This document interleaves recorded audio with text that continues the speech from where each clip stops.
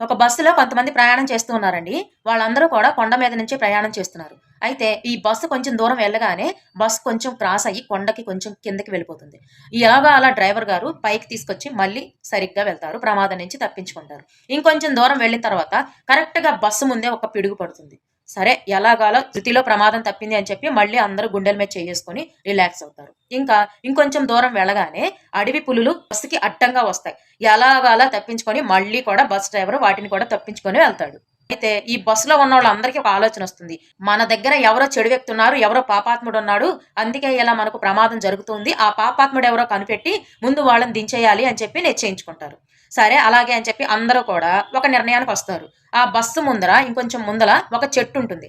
ఎవరైతే ఆ చెట్టుని తాకినప్పుడు పిడుగు వాళ్ళ మీద పడుతుందో వాళ్ళే పాపాత్ములు అని చెప్పి నిర్ణయించుకుంటారు. అలాగే అని అందరూ కూడా ఒక్కొక్కరు వెళ్లి ఆ చెట్టును పట్టుకుంటూ ఉంటారు.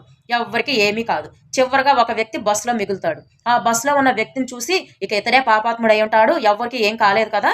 ఈ చివరి వ్యక్తే పాపాత్ముడై ఉంటాడు. ఇప్పుడు వీడు పోతాడు అని చెప్పి అందరూ తనని అసహ్యంగా చూస్తారు. ఎందుకంటే ఇప్పటిదాకా ప్రమాదాలు అతని వల్లే జరిగాయనే ఉద్దేశంలో ఉన్నారు కదా! అందుకే. సరే అని చెప్పి ఇతను కూడా వెళ్లి ఆ చెట్టును పట్టుకోగానే పిడుగు పడుతుంది. కానీ ఎక్కడ పడుతుందో తెలుసా? ఆ బస్సు పైన పడుతుంది. ఆ బస్సులో ఉన్న వాళ్ళందరూ చనిపోతారు. నిజానికి ఇతని వల్లే ఇప్పటిదాకా ఆ పాపాత్ములకి ప్రాణరక్షణ కలిగింది. ఇప్పటిదాకా ఇతను ఆ బస్సులో ఉండటం వల్లే వీళ్ళు కూడా ప్రాణాలతో ఉన్నారు.